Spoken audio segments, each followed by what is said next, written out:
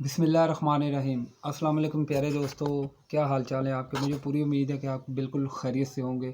दोस्तों, इस लेक्चर से थोड़ी देर पहले मैंने एक लेक्चर और अपलोड किया जिसमें मैंने आपके साथ इंटरनेशनल लॉ की एक और अच्छे और अथॉरिटेटिव ऑथर की किताब मैल्कम एन शॉ की जो किताब है, फोर्थ एडिशन उसका, an introduction to international law, आपके साथ शेयर की है। दोस्तों, इससे पहले भी मैं एक किताब जी स्टार की an introduction to international law जो एलएलबी में टेक्स्ट बुक के तौर पे पढ़ाई जाती है वो आपसे शेयर कर चुका हूँ।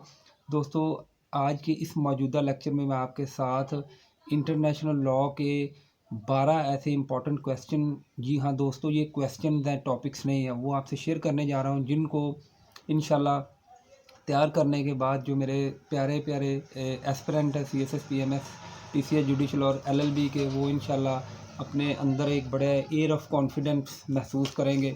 सो दोस्तों, लेक्चर शुरू करने से पहले आप दोस्तों से हम्बल रिक्वेस्ट है कि मेरे इस चैनल पे जो दोस्त नए हैं वो मेरे चैनल को लाइक शेयर और सब्सक्राइब कर लें, ताकि इस जैसी जो अच्छी और इन्फॉर्मेटिव वीडियो है वो उन तक बआसानी पहुंचती रहें। सो दोस्तों, चलते हैं आज के क्वेश्चन नंबर फर्स्ट की तरफ, out of 12 most important question of international law. तो दोस्तों, please note it down. International law is a weak law. International law is a weak law. Do you agree with this? International law is a weak law. Do you agree with this? How can we the international community make international law a strong law so that it may meet its original end, that is not might is right, rather right is might। दोस्तों, मैं फिर आप दोस्तों की खिदमत में ये question repeat किए देता हूँ। International law is a weak law, do you agree? How can we, the international community, make this law a powerful law so that it may meet its original end, that is not might is right, rather right is might। दोस्तों, ये था question number first. अब चलते हैं question number second की तरफ। Right A detailed note on the subjects of international law. What are the subjects of international law? Write a detailed note on it। दोस्तों, आज का थर्ड क्वेश्चन है international law का। To how much extent treaties between states tend to regulate relation between the states for the furtherance of international peace and harmony and sovereignty of states. I repeat it again. Question number third of 12 most important question of international law. To how much extent treaties between states tend to regulate the relation between states for the furtherance of international peace and sovereignty of states? Question number 4 out of 12 most important question of international law, that is, how can you find a nexus between world peace and nefarious designs of USA in the guise of war on terror and now presently the COVID-19? I repeat it again. How can you find a nexus between the world peace and nefarious designs of USA in the guise of war on terror and now presently the COVID-19? Question number 5 है दोस्तों, jurisdiction of international court of justice depends upon the consent of parties concerned. Jurisdiction of international court of justice depends upon the consent of parties concerned, या दूसरे लफ्ज़ों में इस तरह भी इसे कहा जा सकता है, it is the consent of international justice, it is court of international justice, meaning thereby international court of justice is a court of international justice or a tool in the hands of haves of international community. दोस्तों इस question में मैंने ये कहने की कोशिश की गई है कि क्या वाकई ही जो इंटरनेशनल कोर्ट ऑफ जस्टिस है वो इंसाफ का एक बैनुल अक़वामी इदारा है, या कि वो हैव्स इंटरनेशनल कम्युनिटी के जो हैं, जो अमीर ममालिक हैं, उनके हाथों में एक आला कार तो नहीं बन के रह गया। अगला क्वेश्चन नंबर है 6 दोस्तों। What is nationality? What are the neutral and neutralized states? What is nationality? What are neutralized and neutral states? दोस्तों ये था क्वेश्चन नंबर 6। अब चलते हैं क्वेश्चन नंबर 7 की तरफ। Importance of diplomacy in international relations. What is the importance of diplomacy in international relations?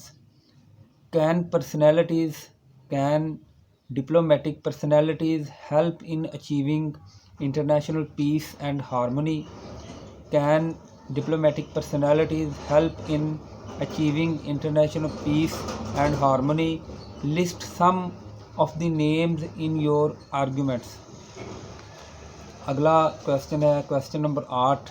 वो है Kashmir a sword of Damocles between two nuclear armed international states. Kashmir is a sword of Damocles between two nuclear armed nation states.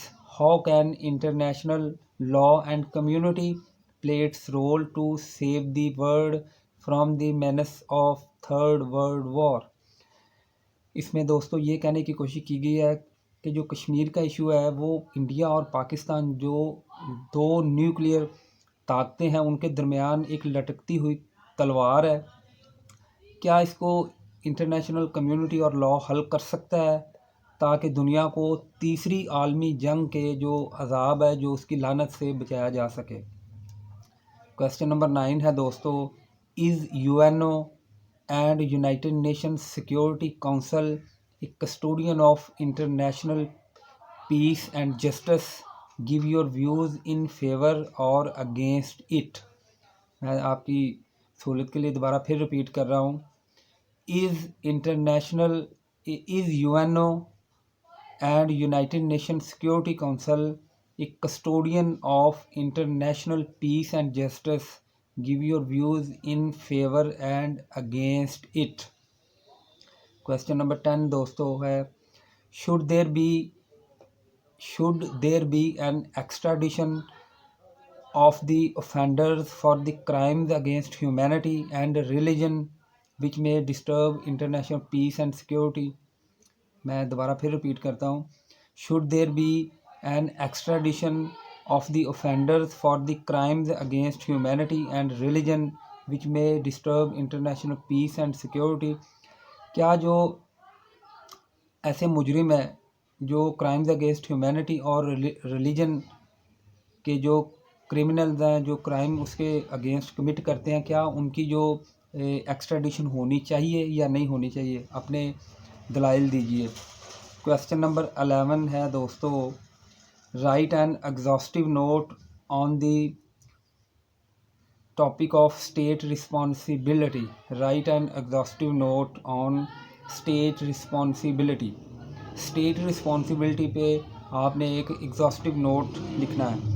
दोस्तों international law का जो 12 important question है उसका आखिरी 12वां most important question वो है right A short note on the followings. इनके जो टॉपिक्स हैं इन पे आपने शॉर्ट नोट लिखना है। पहला है मैरीटाइम बेल्ट, दूसरा है floating island, third one is pre-emptive strike, fourth one is lotus case. Number next exclusive economic zone. Number next है कॉन्टिनेंटल शेल्फ। नंबर नेक्स्ट है कंटिन्यूस वॉयज। नंबर नेक्स्ट है prize courts. Number next है state servitudes. Number next है state servitude. सो दोस्तों ये थे international law के 12 most important question. दोस्तों आपने इन क्वेश्चन में एक बात तो नोट की होगी कि इन क्वेश्चन की जो लैंग्वेज है वो काफ़ी डिटेल्ड है, काफ़ी लंबे लंबे क्वेश्चन है। तो पेपर में दोस्तों आपने ये ज़हन में रखना है, पेपर में जो आपका कॉन्सेप्ट है वो क्लियर होना चाहिए। और जो एग्ज़ामिनर है वो आपसे किसी किस्म का भी क्वेश्चन पूछ लेता है। बाज़-औक़ात वो आपसे नोट लिखने को कह देता है, बाज़-औक़ात वो आपको डायरेक्ट क्वेश्चन भेज देता है। जैसे मैंने आपकी खिदमत में एक क्वेश्चन पेश किया है कि स्टेट रिस्पॉन्सिबिलिटी पे एक एग्ज़ॉस्टिव नोट लिखिए। बाज़-औक़ात वो आपको ओपिनियन आपसे लेता है। तो आपने कोशिश ये करनी है कि दोस्तों एक क्वेश्चन को हर तरीके से उसे अटेम्प्ट करना है और हर तरीके से उसे प्रिपेयर करके अपने माइंड में जाना है, और पेपर में जो आपकी परफॉर्मेंस है दोस्तों वो आउट क्लास और जो दूसरों से ज़बरदस्त होनी चाहिए। सो दोस्तों ये था आज का लेक्चर, उम्मीद करता हूँ आपको पसंद आया होगा।